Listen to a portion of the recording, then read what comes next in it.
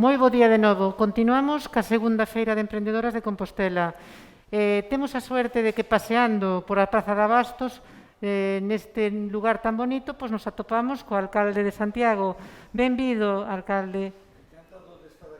A Universidade de Santiago leva moitos anos colaborando co Concello de Santiago.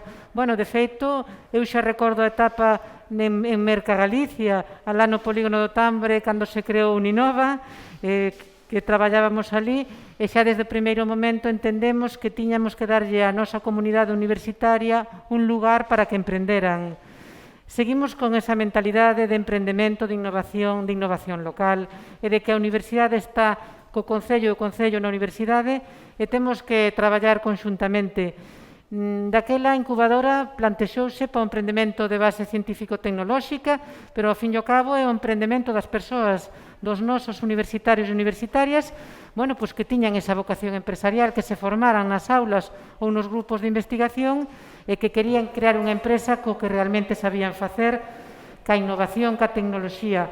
Eso non está reñido ca artesanía como foi a feira do ano pasado, porque as artesás tamén teñen esa vocación, esa formación, esa vocación científica, e, bueno, hoxe quedou de sobra demostrado que a economía social ten unha forte base científica e que é un dos camiños para a salida da crise COVID na que estamos inmersas. Entonces, eu agradezco moitísimo que o Concello nos dé a oportunidade da Universidade de Santiago de colaborar nestas feiras, destas feiras femininas, feministas, pensadas para as mulleres, e que hoxe adornamos no outono. Íbamos a celebrar alá na primavera, pero, bueno, por as circunstancias, pois tuvemos que readaptarnos, reaprender, que iso tamén o facemos moi ben as mulleres, e, bueno, iso é a innovación, ao fin e ao cabo, e iso tamén é o coñecemento.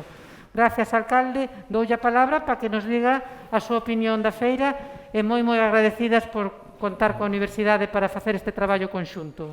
Bueno, realmente é que é así. Hai 20 anos xa era unha necesidade e ora é unha necesidade moito maior. É dicir, a evolución do mundo, os cambios continuos que se están producindo tanto na economía como consecuencia da globalización, das novas tecnoloxías, como na propia sociedade, como os cambios derivados desta pandemia que estamos a vivir, nos indican que hai moitas cousas que ao mellor hai 30 anos podían parecer unha expectativa razonable, pero que todo eso ahora xa non existe. Hai 30 anos, todo o mundo, a súa aspiración fundamental en Galicia era ser funcionario público.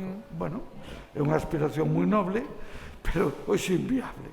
É dicir, a realidade é que hoxe é necesario apostar pola innovación e apostar polo emprendemento e apostar por poñer en valor aquilo que nós temos, que nós sabemos facer e que nos permite competir en millores condicións con unha economía totalmente aberta a nivel mundial. Nós apostamos pola biotecnoloxía, porque a nosa universidade é punteira, apostamos polas novas tecnoloxías, porque é fundamental, apostamos ahora polo emprendimento social, porque Galicia é a Europa de dentro de 20 anos. É dicir, na única materia na que Galicia vai por diante de Europa 20 anos é, por exemplo, con o tema do envellecimento da población. É dicir, os datos que hoxe temos nós serán os que terá Alemania dentro de 20 anos ou Francia dentro de 30 anos. Por lo tanto, o que temos que ser capaces é de dar resposta á problemática que temos e ao mesmo tempo de convertilo en unha oportunidade para desenvolver técnicas, empresas, traballos desde o punto de vista de investigación científica, desde o punto de vista do envellecimento activo, desde moitísimas materias que, se somos quenes de poñelos en valor, pois seremos unha referencia para toda Europa e para o primeiro mundo, en realidad. E digo eso porque é o colectivo máis numeroso, 25% aproximadamente da nosa población, temos máis de 65 anos. Pero non é só eso, hai moitísimos sectores da sociedade con dificultades que hai 30 anos ou 40 anos eran ignorados, pero que hoxe nin é posible facelo e, sobre todo, sería unha enorme injusticia. E, por tanto, a través da economía social, a través de empresas, de emprendimento, a través tamén de colectivos que se organizan, podemos ofrecer unha calidad de vida e unhas oportunidades que hai 40 anos eran inimaginables. Por lo tanto, ese é un terreno no que temos moitísimo para crecer aínda.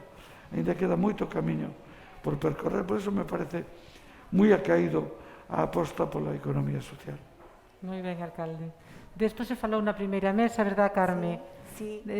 Solucións, incluso, a situación que estamos vivindo, reflexións interesantes, verdad? Sí, no Concello de Santiago se fixo un esforzo extraordinario por tanto a nivel de organización por protexer o conxunto de traballadores e traballadoras. Fixemos unha transición express para estar seguros e para poder seguir desenvolvendo as actividades sin ter que renunciar. Se foi especialmente cuidadoso coas necesidades de conciliación de todas as traballadoras e traballadoras do Concello e, ademais, moitos programas tradicionais da casa se pasaron agora a dinámicas virtuais para facilitar esta adaptación económica. É o caso, por exemplo, da Feira de Emprego de Talentia, que leva ofrecendo dende o inicio da pandemia formación en técnicas e en profesións relacionadas con digitalización, que van a ser novas oportunidades de emprego, pero tamén unha batería de formación que permitiu ás traballadoras e traballadores de Santiago de Compostela poder mellorar a súa cualificación mentras duraba toda a época do confinamento, non? Nese ámbito de emprego, pois tamén se sigue traballando e sigue sendo moi importante nas políticas municipais, non, alcalde? Bueno, é que a oportunidade é a necesidade. A veces obligan as circunstancias. O salto cualitativo que se vai a producir en todas as empresas e, desde logo, na administración pública en materia de digitalización é impresionante. Probablemente imos avanzar máis en este ano 2020 que, desde logo, nos 10 anos anteriores conxuntamente. Por voluntad, desde logo, pero sobre todo por necesidade, porque non nos queda máis remedio que facelo ahora mismo, como acaba de decir Carmen, salvo aqueles servicios que teñen que ser estrictamente presenciales, o resto prácticamente estamos traballando 50-50, é dicir, 50 presencial, 50 na casa e rotando, justamente para protexer os servicios públicos. Senón, pois nos atopamos, como nos pasou en algún servicio, que houve que pechalo durante varias semanas. Por lo tanto, é a necesidade, pero tamén é a oportunidade de facer cosas. E isto está pasando a nivel global de toda a sociedade. Por exemplo, os temas de atención domiciliaria das persoas maiores, as persoas con dificultades e con necesidades especiales, que xa as dificultades que tiñan antes ahora se incrementaron enormemente. Necesario prestarlle servicio e atención. Hai moitísimas cousas que son unha necesidade, pero que ao mesmo tempo nos están plantexando unha oportunidade de xenerar emprego e de poñer en marcha iniciativas como as que estades falando ao longo de toda a mañá de hoxe. Por iso a mí me parece extraordinariamente oportuno. En este caso, ademais, vai dirixido ao colectivo de mulleres, que si me gustaría decir algo. O colectivo de mulleres non só é o máis numeroso, é o máis innovador.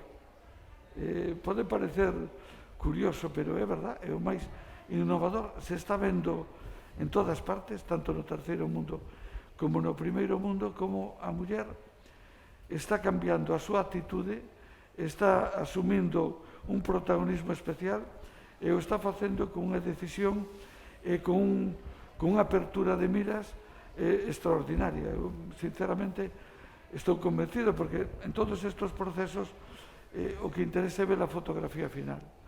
E estou convencido que a fotografía final, en un plazo moi corto, a 20 ou 30 anos, nos indicará que en estes últimos 50 anos se avanzou máis, desde logo, que nos 2000 anteriores, sin ningún tipo de dúbida.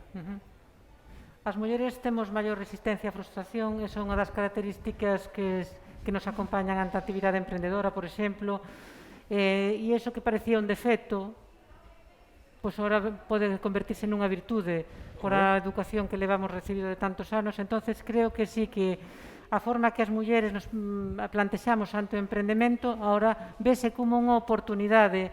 E, de feito, pois, hoxe a mañá, as emprendedoras que fomos entrevistando, a mesas redondas que falaron con nome de mulleres, e falaron de colaboración, de tecer redes, de un liderazgo transversal, de ser flexibles, de non ser tan rígidas, e iso é o que toca ás empresas. E, por suposto, que as ferramentas tecnolóxicas que non deixan de ser ferramentas, Sí. pois tamén non temos ningún problema as mulleres en usar estas ferramentas e sacar o mellor proveito delas, como non pode ser de outra maneira. O contrario, todas Ok. estas ferramentas tecnolóxicas poñen en evidencia que o fundamental non é a forza física, que era o que se decía Claro. antes. O fundamental é a forza intelectual e a constancia, que é unha virtud moi femenina, Claro, tamén. a constancia. Bueno. Por lo tanto, en ese sentido, creo que a muller está especialmente dotada para aproveitar as oportunidades e para revertir a situación. E as galegas somos boa mostra desto. Bueno. De feito, cando se falaba de que os homes se iban ao rol productivo, traballar fora, e as mulleres quedaban no rol reproductivo, non é certo. Non é certo. As mulleres non temos ese modelo de delantal e cofia esperando que o marido chegara a casa. As galegas sempre traballaron na casa, fora da casa, no campo, no mar, tecendo, bueno, nos comercios, é dicir que as mulleres galegas e as mulleres sempre estuvemos no rol productivo. E agora na economía social do que hoxe falamos, pois elas encóntranse cómodas, porque é algo que coñecen as súas coetanas e que poden tecer estas boas redes que hoxe que tratamos de facer aquí. Bueno, pois moitas gracias. Carmen, non sei se que teres algo máis que engadir.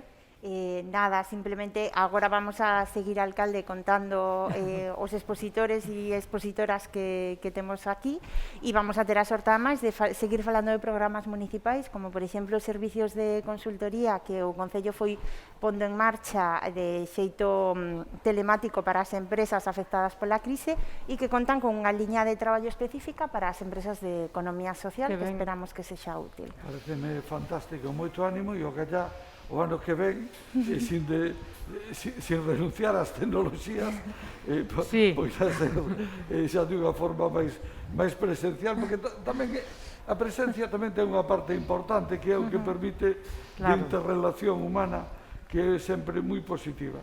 Claro, falábamos das persoas como centro das organizacións. E, bueno, hoxe ten que ser a través dunha cámara.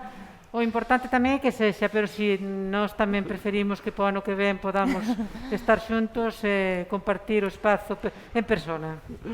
Eso Moi ben, esperamos. moitas gracias. Moitas gracias.